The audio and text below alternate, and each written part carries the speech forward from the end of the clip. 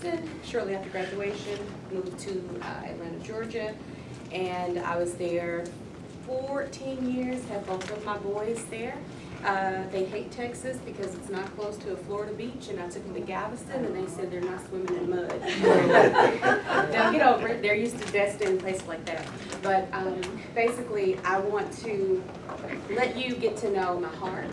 I do practice my faith in this space. It's Christianity. And a lot of times people think because we're different, we don't have the same values. I love football, I love faith, I love family, I love reading, I love traveling, I love AC in the summertime, I like crawfish, you know, I like a good Pinterest board. I like a lot of different things, and I think that you'll find that we are more alike than we are different. But what really drives me to do this work is because sometimes people mystify what exactly diversity, equity, and inclusion means, right? It means that, you know, we all are different. And I like to do this example before I get into just talking about the work. Simple things. People say, I'm not diverse. I am just me. That's for other people. I don't need that, right? I'm going to do a quick little example. How many of you have to make your bed when you wake up in the morning before you leave the house? You have to. Your day just ain't right if you ain't making the bed, right? Okay, cool. Hands down. How many of you say, well, I ain't making the bed because I'm just going to get back in it? And it doesn't make sense. Raise your hand if that's you. That's me. Okay. Okay. And then there's another class, right? There are a lot of people, and there's actually 2 more classes. Okay, let's say you just conk out, you fall asleep wherever you are, and somebody tosses a blanket on you. You don't need to make a bed because you slept on the couch. Anyone else? No? Okay. And lastly, this is my favorite bunch. You don't make the bed because you sleep on top and you use your throw so that you don't have to make the bed. Do we have anybody? No judgment. No. Oh, yeah! See, it's the same space, right? Okay, so with that, that's an example of culture, right? My father grew up with his grandpa who was in the Navy, and he had to make that bed tight. So growing up with his 5 girls, I swore we were like on the barracks, like swabbing the deck because my dad didn't play about your bed being tight, okay? Another thing that's important to me, I really value making up my bed now. I got all those cheesy pillows and things, and my husband hates it. He runs a business, he works from home, I commute, and it bothers and chaps my hide when I get home, and he's been there all day, and he doesn't make the bed, right? Drives me crazy. And I don't make it because I'm the last one to leave. But you would be surprised at how that caused a real big marital frustration for us. We were different and we valued different things. And so once we come up, we would argue, and I would say, so you just think I'm supposed to go to work and come home and clean up and all this stuff? And he's like, no, well, why would you think that? And I'm like, so you don't do anything all day. So we would really have some difficult things. Like I was like, he's lazy, he just thinks he's supposed to do this stuff. So we're in counseling, and so the counselor like makes us shut up and listen to each other. And we didn't have any big problems, but we like to communicate and make sure we're in sync with each other. But we found out, for me, I think making the bed is so important because there was always another person in my bed because I grew up very poor. So we didn't know we were poor, but we had beds and multiple people slept in it. So me and my sister shared the bed, and she was a bedwetter, so no more personal things. But when I got my own bed, it was important to me to make it pretty. It was something that I valued. It made me happy, and it was something that, as an adult, I really valued, and I worked hard, and that's something that's important to me. Other thing, my husband, his mom, single mom, and worked in banking forever. She got a banking certificate in high school back in the 60s. She started out in banking as a teller, moved her way up to loan, to all the way up to an actuary, no degree, best accountant you ever had, right? But she and my husband, they slept in a 1-bedroom apartment. Mom had the room, and my husband, his brother was older, so he went to medical school, but my husband slept on the couch going to UT. She paid out of pocket for him to go to UT, got a full scholarship, but it was still a lot of money. So he didn't have a bed to make up. He was like, hell, when I woke up, my bed became the sofa. So making the bed didn't exist to me. And just by understanding these different stories and where we place value, it really helps you to see things in a different perspective. So I felt bad that I was thinking that he was lazy and that he didn't value my time and that he just didn't care to put the pillows on. And he thought I was being obnoxious because I just am anal retentive. Part of that is true, but not in that case. But that's just a peek into my life. That's just the value of understanding things deeper. Now, do I still get pissed off when I get home and just the pillow's on the floor? Absolutely. But do I judge him? Do I make all of those things? I just have to learn to adapt and know that when he travels, I make the bed every day. And so you have to find the balance. Letting people have the space that they're in doesn't take away from you, your faith, your practices, or the things and why it's important to me. But I extend grace to him because I understand it's not intentional and it's not all of those things that I thought they were without having a conversation. Okay? You're done, go home, give him their credit. That's diversity and equity, right? But just before I get into this stuff, I need people to just see that we do these things day to day. It doesn't require a special skill. And my style of training is I'm going to give you a crash course in DEI. You're going to get some theory, because I know you're smart, and I don't expect anybody to hear something firsthand and just totally be indoctrinated in it. That's not my job. My job is to just give you some information, and if you believe in the word, you know that you study and show yourself approved. But know that if I'm talking to you, it's going to be grounded in research facts, and I'm going to put my name and my dad's name and my mom's name, because I'm very prideful about my reputation and my integrity. And we're going to talk to each other with respect today. The one thing that I'm going to say, I can't hide the fact that I'm an African-American woman. Let's just get that out. I'm black, okay? And when you are learning, it takes a special person and someone who has been doing this work a long time to give you the space and the freedom to ask the questions you need to ask. I'm not going to judge you. I'm going to celebrate your courage for asking the question that you might not feel comfortable asking anywhere else. Okay? Sometimes news and ratings can get us all separate, but we're talking, we're having a conversation, and I hope that you use this time with me to ask the things you need to know, because when you're dealing with kids and parents, just not being aware, you may not know that the impact, just having someone different, what that means, the cultural things. You may just be asking questions to support them, but in their culture, that's prying or it shames the family to talk about abuse and things like that. And so I'm just going to give you some basic tools to help you feel comfortable if you get a case, or in California, in case you don't get a case, you know, how to just accept that you're not going to know every answer. Everything's not going to feel warm and fuzzy, but just to give yourself grace and continue learning and practicing. Okay? Any questions there? Any questions there? Sweet. All right, let's get into it. If I turn my stuff over. Here, you can put it over. Sit down here. Yeah. Okay, sweet. Thank you. Okay, so I'm going to get out of the way so you all can see that, okay? And I do like to move around. The D word. Now, I don't want you to yell it out. You can write it down, you can think it in your head. But I'm going to give you a minute. And when you think of the word diversity, just one word, I want you to just think about what that means to you. Again, no judgment, safe space. Now, your friends might judge you, but it ain't going to come from me. Okay? The D word. And then we're just going to, at the same time, when our minute's up, we're just going to yell it out all together. I'm not reading your lips to see what you said, but I just want to see what happens. So starting now.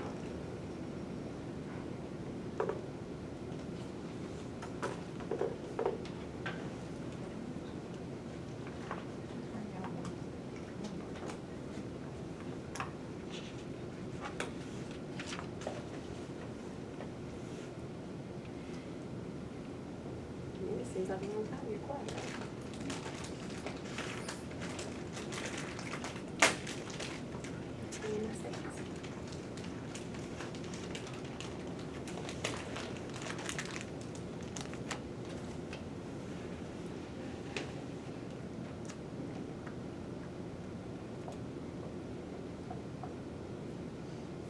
Okay, then awkward silence. On the count of 3, in your outside voice, we're just going to yell. And you're outside. It's safety. Oh, the bank's closed, right? Yes. Okay.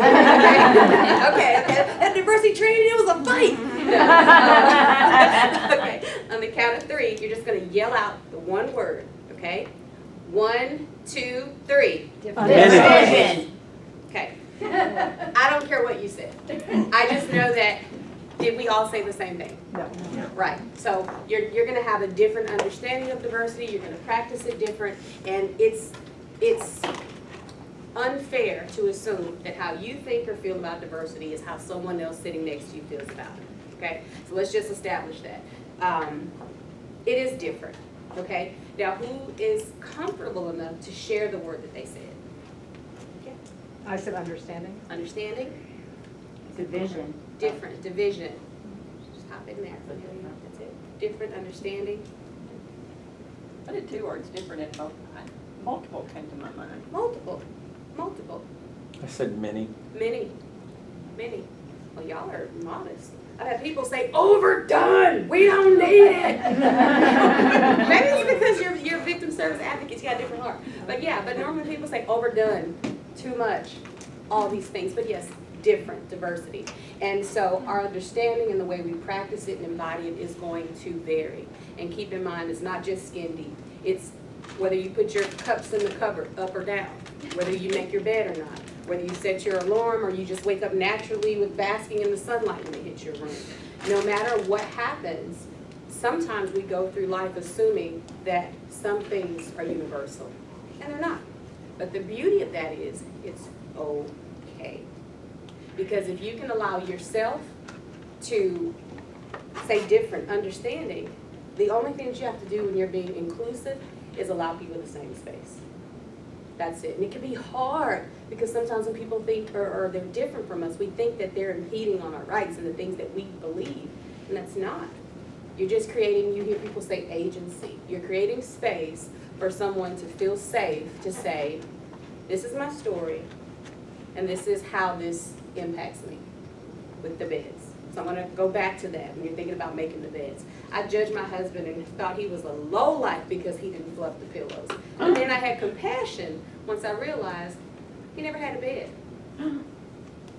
That's okay, he slept on the couch. He's fine. He makes six figures, he's good. Maybe those springs maybe pop up in the morning off the couch and get out there and go hustle. Can I tell you a funny bed story? Of course. So when am I talking about like diversity and so I'm a supervisor at a prison, and so I have a lot of diverse employees. So this morning I woke up to a message and it said, "Good morning, Major. This is Donna.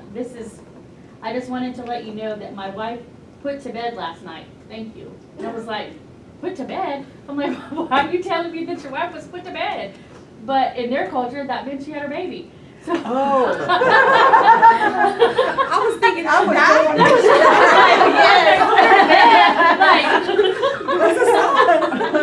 Really? Well, okay, in that moment, how did you respond? I was like, I didn't, because I didn't know what to say. So I had to do some research.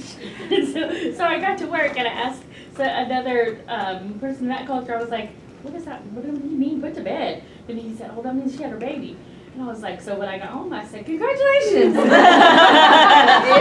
This is a perfect example of what we mean. You don't have to know the answers. You can say, and the safest thing that you can do in any space is to say, you know what? I don't know much about that. I don't know much about that. But I would love for you to tell me more. And I'm going to give you some prompts and things that you can use. And it's hard to do it when you're uncomfortable. But the best thing that you did was to say nothing and to find out and to learn, because sometimes we enact unintentional harm. Sometimes we can be unintentionally uninviting. And it's just because we're moving through our bias, and we're going to talk about that. We're just on autopilot, okay? But thank you for that exercise. So the technical definition, or what I want you to potentially listen, and I'll email this PowerPoint if they like the word. So if you want to engage and write later, that's fine too. Diversity encompasses all those differences that make us unique, not limited to race and color, ethnicity, language, nationality, sexual orientation, religion, gender, socioeconomic classes, and the list goes on and on and on and on. So again, difference, many, multiple, some of these key words that we said. It's true. But the biggest thing is, even though you all may look the same, we don't know who's Celtic, who is Irish, who is what your faith practice, who you're married to, whether you were able to naturally have children, whether you adopted. All of these things make our lived experience different. So just because you're in a community or a place where you may think that you are the same, you may not be, okay? So there's dimensions of diversity within everyone. And I want to talk about these things, okay? Primary dimensions of diversity. These are the things that you get when you're born, or when your mom went to bed, right? That's what you said. Got put to bed. Yes, you know, put to bed. So, but these are the things these are your primary dimensions. It doesn't mean that this is who you always be, but think of these baby spaces. Sometimes they're born with ability. As far as sexual orientation, you may say, oh, you're born with it. Well, whatever, you're born, but still someone that's not you as a baby signs your birth certificate, right? That is, whether you agree, what happens after that, the bottom line is there are many decisions and things enacted from infancy, okay? Your faith practice, baby christening or not, choices to vaccinate, what you eat, all these things, to nurse or to not nurse, all of these things take place even before the full vaccines, if you vaccine, happen, okay?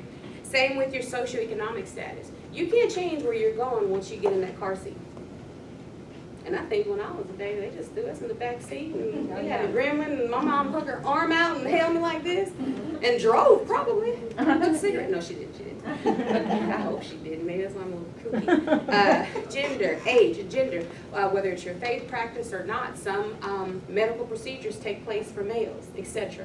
So a lot of these things, age, some people were full term, some people were preemies.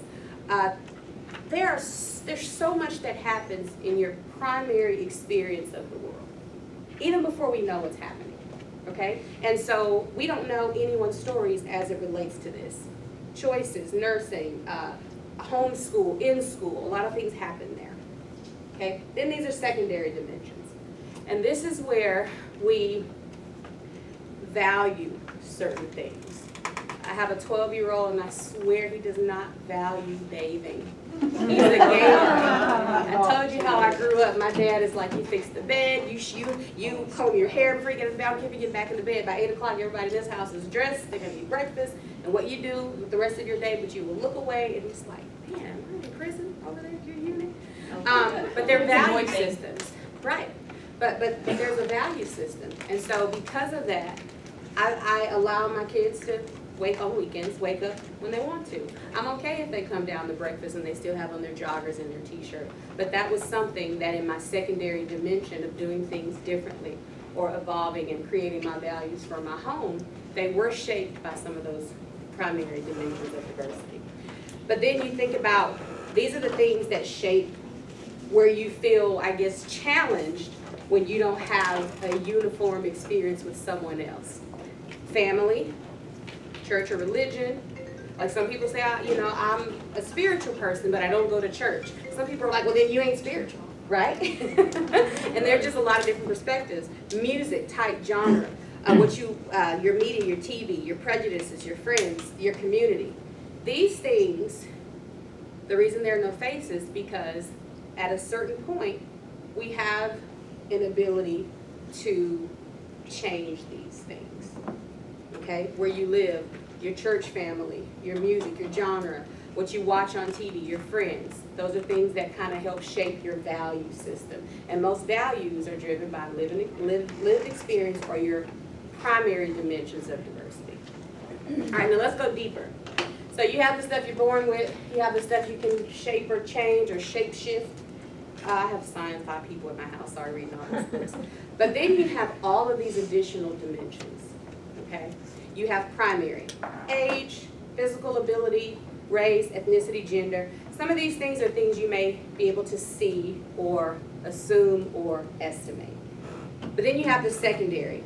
You'll never know what level of degrees or certification anyone in here has. Who's an attorney, who's retired, who's a realtor. You don't know those things, okay?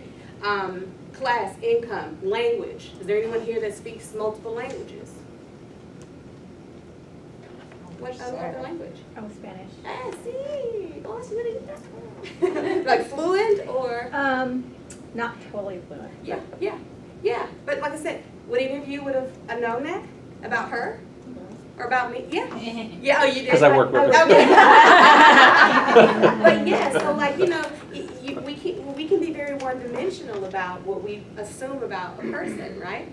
Okay, so you have language, marital status, you can't tell. You know, even now, you can put on costume jewelry. Or some people just say, I don't believe in diamonds. Because they're, you know, and you can't assume because someone has a ring or not that they may be married. So all these things secondary, you can keep going. Geographic location, all of these things. Okay, workplace. There's dimensional diversity there. Organization, nonprofit versus profit. There are many branches in criminal justice. I'm in the education and training and research and funding, and you all may be in different things, volunteer capacities. How many of you had work experience beyond the advocacy work in criminal justice? Okay, what are some of the things that you all done? Oh, I'm interning at the Juvenile Detention Center in Conroe. Sweet. Is that fun? Yes. Okay. I work for the agency as well. Okay, agencies, TDC. Yep, yep. But again, would we have known that without a conversation? Right. So that's the theme of dimensional diversity. The more that you peel back the layers of the onion, the more that you understand a person more deeply. And that's going to be an amazing skill when you're relating to people in your work, dealing with families, and a lot of things. Just being aware that there are multiple dimensions to people's makeup and disposition. And the more that we're curious, or more curious than critical, the better and the more comfortable we'll feel asking and learning more about that situation to build a relationship with the people in your case. Okay, and then you have style.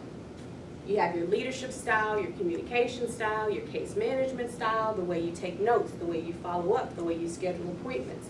All of those things are going to be different. And in some cases, when they've had multiple case managers or advocates, especially in a troubled case, they have a previous experience that may create barriers for you in your work with them. And so the tools that I want you to potentially practice taking away here is just being curious, even when it's uncomfortable, and knowing that you won't know everything. You won't understand everything. But if you just allow a person to break down the dimensions of their diversity, you might be surprised at how it helps to build a relationship and make the work with that individual a little less stressful. Well, I won't say that, but more manageable. Okay. Any questions there? No? No? Okay, sweet. So now we're going to do some quick exercises. All right. Have you all seen this before? Some of you have. All right. What do you see in this picture? I see an old man and a woman in a full skirt, Okay. 19th century style. Okay. Mary? Yeah. A dog. You see a dog? Okay. Anybody see the old man with the cane? Oh,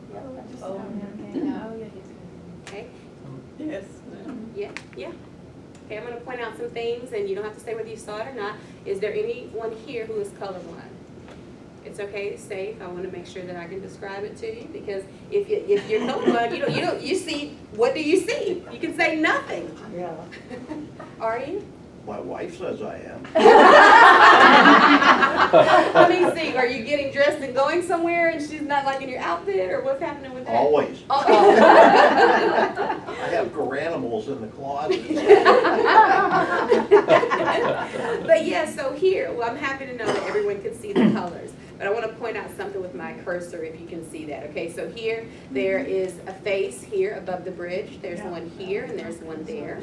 If you kind of start with the perimeter, you can see it's like a general, where this is his head, this is his hair, this is his ear. He has potentially, he's decorated. Maybe these are his fingers curled, and that's his hand. Okay, so that's something. Or you can see here, this is the opening of the bridge, where the sun is setting, and this is the reflection on the water. And there is a woman here potentially nursing a baby in a dress with a head covering with the baby attached to her. And there is an old man with a sombrero and a beard, and he has like a shawl or poncho on with a cane. And this is the walkway, and this is the reflection shining through on the ground with the dog taking a nap and staying warm. Now, was there any of that that you did not see before I told you? Safe space. Raise your hand. Raise your hand. Okay, look around this room. We all saw the same thing but we didn't see the same thing. Okay, happens without thinking about it. All right, what about this one?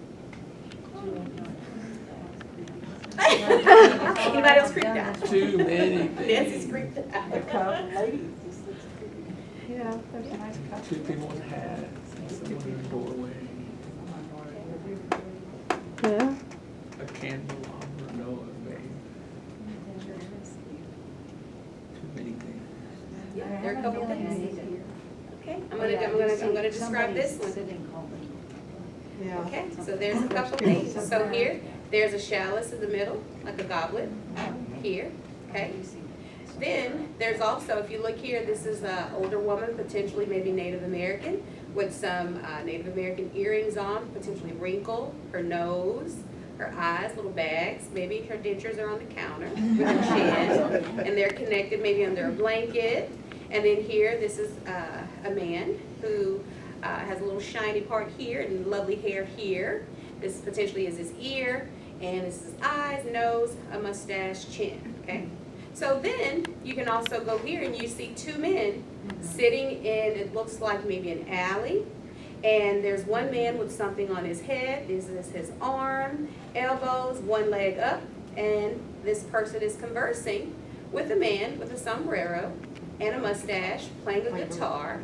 And back here, there's a woman in the area coming out of a hallway or door of a casita or something like that. Okay? Raise your hand again. Is there anything that you missed before I showed it to you? Yeah, some people? Yeah, yeah. Not on that one, that one we knew. Okay. What about this one? I'm sure we've all seen this one. Yeah. Yep, we've seen that. Won't spend too much time on that one. Okay, but let's look at it. Here you can see, if you start from this is like a piece of the baying hair blowing up in the wind. It may be cold. This is an older woman with her curly hair coming out of her headdress. She's like, has some little crow's feet here, kind of nose, mouth is parted, and maybe a jacket because it's winter time. And she's kind of like tucked down in her shirt. Or you can see a very youthful woman who is looking away with a headdress. Again, this is the front of a hat maybe. This is the back of it, and this is her hair. This is her eyelash and the side profile of the nose and chin and her ear. And she has a very stylish necklace on and a feather jacket. Raise your hand again. Did you see all of that before we described it? Yeah, yeah. Yes, no? All right. Oh, this one. How many legs do you see? Now everybody now, should I be concerned about the counting or?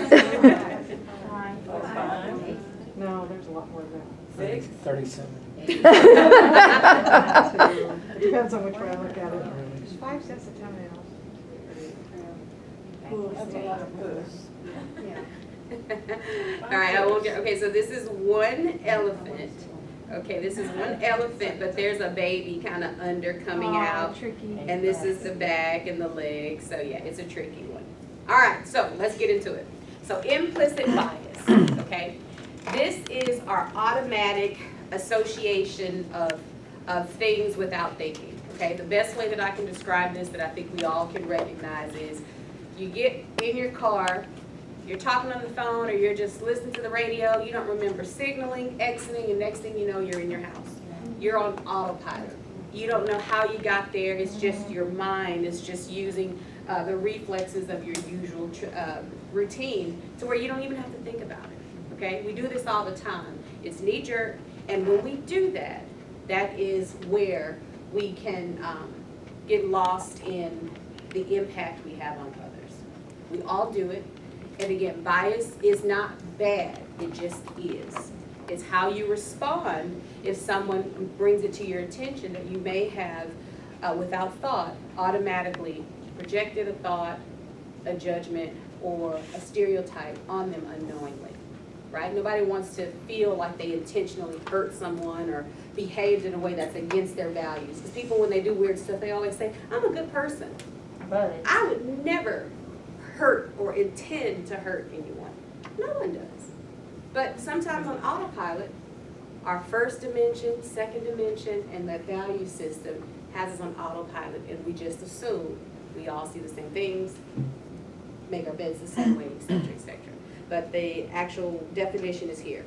Implicit bias or unconscious bias. I like UB. That's what I was trained in, but now it's implicit bias.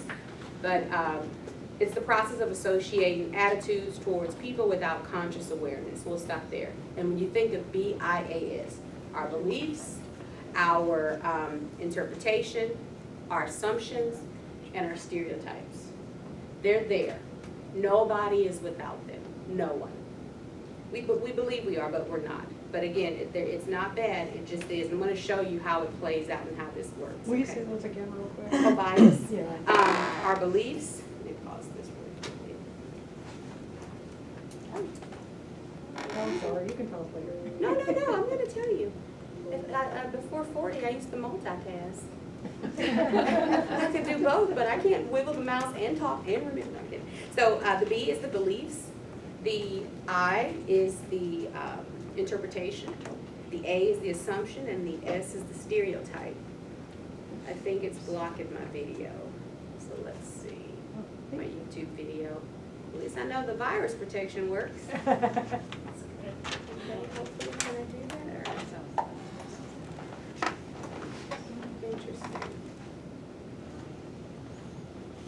Let me show you my video. All right, here we go. It popped up in another window. And I have volume here, yes? All right, so we're gonna show a video, and this is how bias works. I just want you to watch it. Can you all hear that?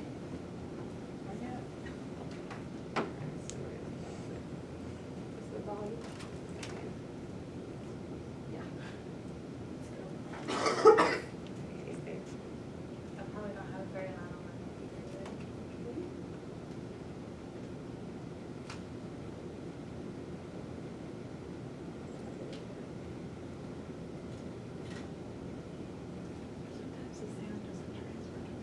It's in there. I'm just going to, can you all hear anything over there? Okay, yeah, we can hear it.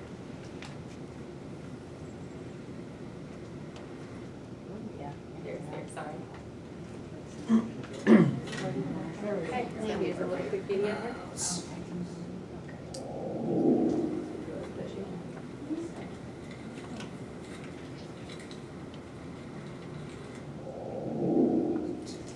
All right, we're gonna do a quick pause. What do you all think took place? Come on, just say it. Two black men giving money outside of the building. It's a drug deal. Drug buy. It's a drug buy. It's a drug buy. Who else? Come on, Oh, come yeah, on. drug bar, I yeah. can tell by the red cheeks, we're all thinking it's a drug buy, right? All right, but that's because that's what our unconscious bias says, right? Let's see what's really happening. It's the dry cleaners down on a mission. 2 blocks. I need the red shirt and see you later. All right. Okay, Okay. so this looks like somebody's at work, looks like this is a partner. There's an intimate touch on the stomach. It's like, hey, I need you to go get my stuff out the cleaners, the red shirt, and bring it back. And the person's like,